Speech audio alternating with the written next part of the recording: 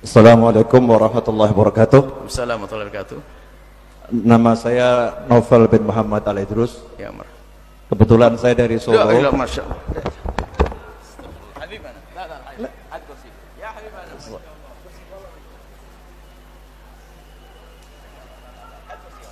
Ada Habibuna. Ada ulama besar.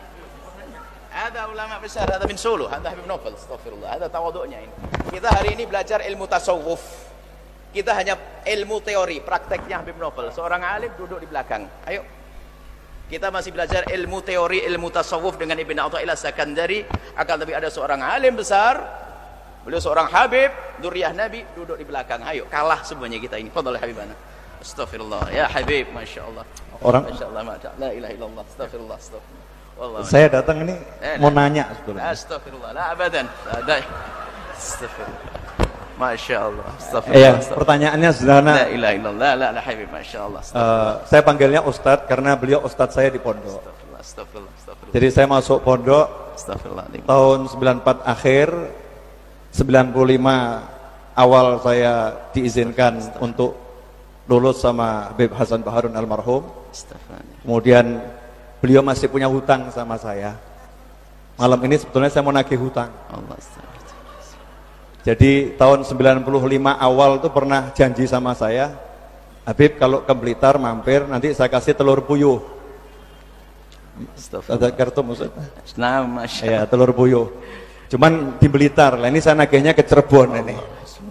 Saya mau nanya tadi kalau ada suami yang dalam benaknya menggauli wanita lain dalam benaknya, ternyata itu istrinya sendiri.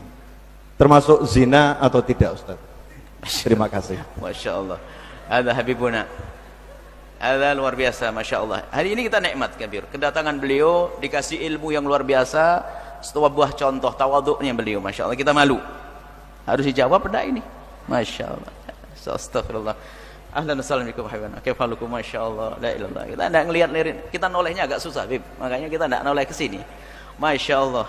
Beliau adalah Habib Novel Al-Idrus. Sering dengar ya? Beliau di YouTube, ulama beliau di Solo, kalau datang Solo beliau adalah ulama mudanya. Alhamdulillah datang ke tempat kita semakin berkah tempat ini, Masya Allah. Berpeganglah dengan ulama-ulama seperti beliau ini, habaib seperti beliau ini, mengajarkan kelembutan, mengajarkan dakwah, Masya Allah di mana-mana. Jazakumullah, terima kasih Habibana. Ini mau dijawab nak Habibana? La ilaha illallah. Antum a'lamu, antum tahu sebetulnya. Ada malaikat Jibril datang kepada Rasulullah, tanya mal Islam, dijawab oleh Nabi Muhammad, shadaqta, kau benar. Sebelumnya beliau tahu, hanya pengen ngasih tahu sama yang lainnya karena kebetulan mimbar kami, makanya pura-pura tanya. Sebelumnya tahu beliau jawabannya. Tahu saya tahu saya. Kayak malaikat Jibril tanya itu. Baik, jadi tidak dihukumi zina, tidak kena had. Tidak dihukumi zina, tidak kena had secara zahir. Akan tapi dalam niatnya dia adalah niat berzina di hadapan Allah, berdosa, tinggal bertobat antara dia dengan Allah, tidak perlu kena had. Tinggal istighfar yang banyak, selesai. Seperti orang berzina beneran, dia kalau tidak ketahuan orang, tidak dihad, tinggal nangis kepada Allah, tidak perlu bercerita kepada siapapun. Maka di hadapan manusia dia ada had. Karena dia yang digauli siapa? Istrinya. Tapi di hadapan Allah dia sudah mau melanggar Allah, kurang ajar kepada Allah. Maka kekurang ajaran inilah ditutup dengan istighfar. Habib Novel lebih tahu, Masya Allah, insyaallah. Masya Allah, itu pura-pura, tidak apa-apa, Masya Allah. Jazakumullah. Masya Allah, sami'na habibana Allah, astagfirullah. Jazakumullah, Masya Allah. Fadal, fadal. Ada mau tanya beliau? Ada. Jangan tanya beliau ya, tanya beliau. Masya Allah. Satu pertanyaan dari Ibu.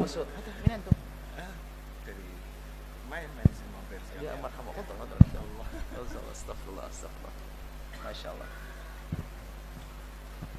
Wallah ma sufna. La ana ma iltaqatna. Sallallahu alaihi. Masya Allah, jazakumullah. Masya Allah. Alhamdulillah. Wallah farhanin bikum.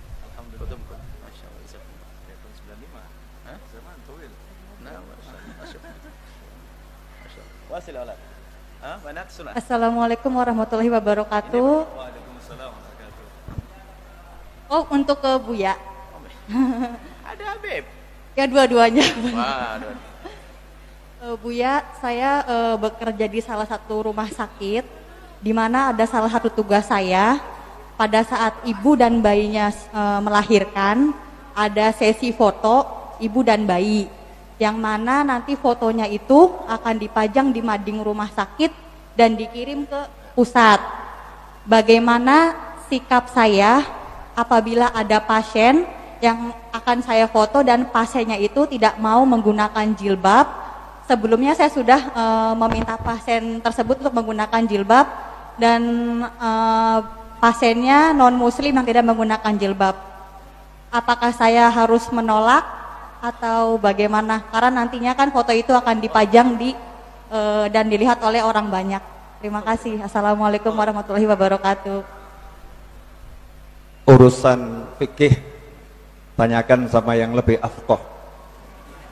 Kalau urusan ilmu orang gila tanyakan sama saya. Jadi karena urusannya urusan fikih, ya biar yang ahli yang menjawab. Karena setiap orang ada bidang keahliannya sendiri.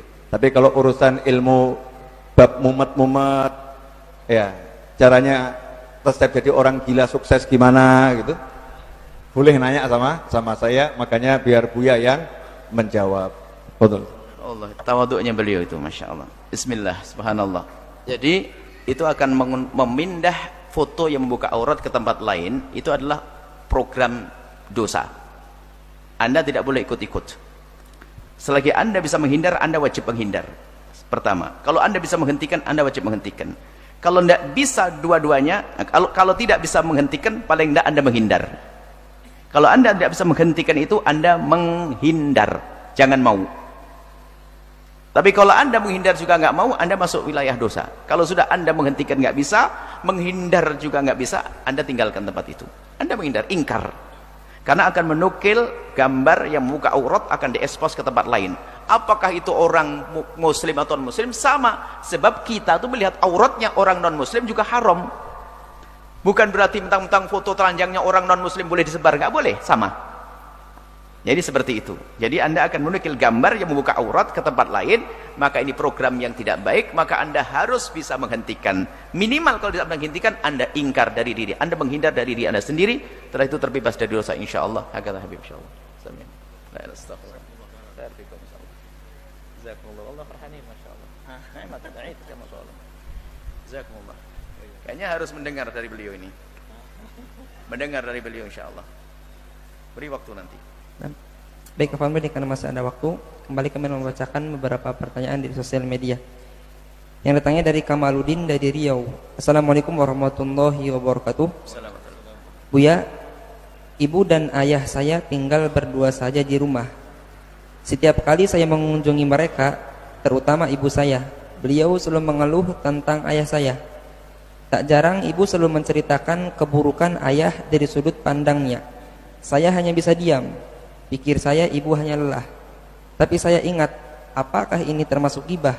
Saya hanya diam mendengarkan.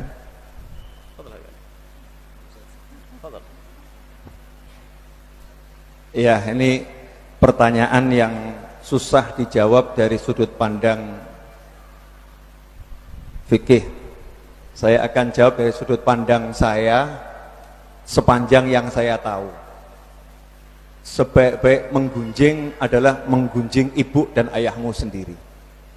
Jadi menggunjing yang terbaik, ngerasani yang terbaik, itu menggunjing ayah dan ibumu sendiri, kata ulama. Kenapa?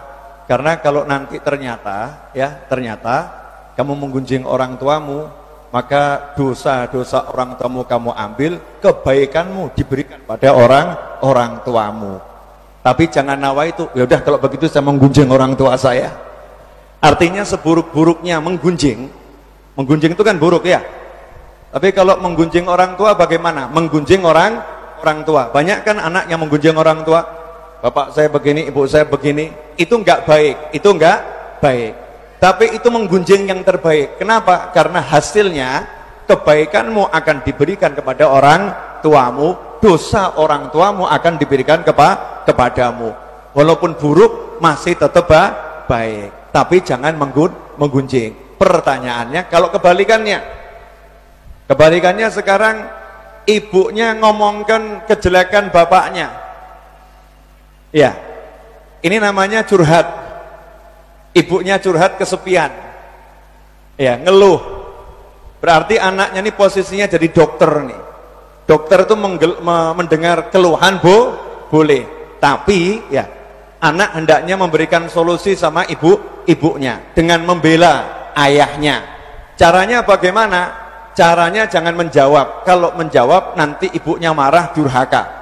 Caranya ngomong kepada orang yang didengar oleh ibunya. Orang yang didengar oleh ibunya. Tolong kasih tahu ibu saya. Itu nanti masalahnya selesai. Atau kalau mau dipakai cara yang umum, nggak usah dengarkan ibunya.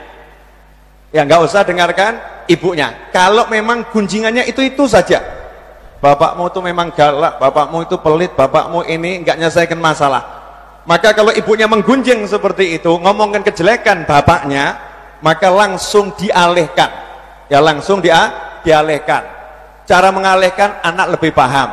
Ya, misalnya, Bu mau bakso, ibu mau apa gitu ya, ditawari, dialihkan. Pembicaraan selesai.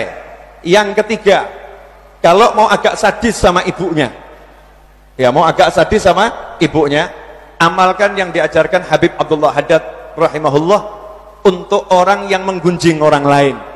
Ya, menggunjing orang lain. Tinggalkan orang tersebut dengan cara halus. Cara halus bagaimana? Dengan mengatakan, mohon maaf, saya lagi ada keperluan, permisi saya tinggal sebentar, pergi. Mohon maaf, saya lagi ada keperluan, permisi, pergi. Nanti lama-lama ibunya paham, anak saya nggak mau denger kalau bapaknya diomongkan. Lama-lama paham. Kalau ada orang nanya, keperluanmu apa? Ya, keperluanmu apa? Jawab Habib Abdullah adalah, keperluanku adalah meninggalkan dirinya. Ya, keperluanku adalah meninggalkan dirinya. Ini bisa kita pakai kalau di majelis duduk-duduk ada orang gunjing orang lain. Kita ikut mendengarkan dosa. Ya, harus menyingkir. Nah, caranya menyingkir bagaimana? Kalau memang takut kehilangan teman. Ya, takut kehilangan teman. Cara menyingkirnya, maaf saya mau ke belakang dulu. Maaf saya ada perlu. Katakan dalam hati biar tidak berdusta, keperluan saya adalah meninggalkan dirinya. Nah, ini ada 3 opsi. Ini anaknya termasuk dokter atau bukan? Kalau bukan dokter, ya jangan mendengarkan keluhan. Karena kalau dokter jiwa itu ya, itu pasiennya kan ngeluhkan semua. Ini begini, dia begini, itu gunjing orang semua. Itu yang gunjing orang semua. Kalau dokter jiwanya ngomong, maaf dilarang menggunjing, nggak kebuka itu penyakit pasien. Jadi harus dikeluarkan semua. Nah, anak yang dalam posisi ini jarang. Dalam posisi ini jarang. Kalau anak itu tempat curhat, ya biarkan ibunya curhat. Tapi ketika ngomongkan orang tua, ngomongkan ayah, kasih tahu, Bu, jangan begitu. Itu juga bapak saya. Udah tahu Bu, memang wataknya begitu, susah dirubah. Ya, dikasih jawaban yang halus kalau bisa.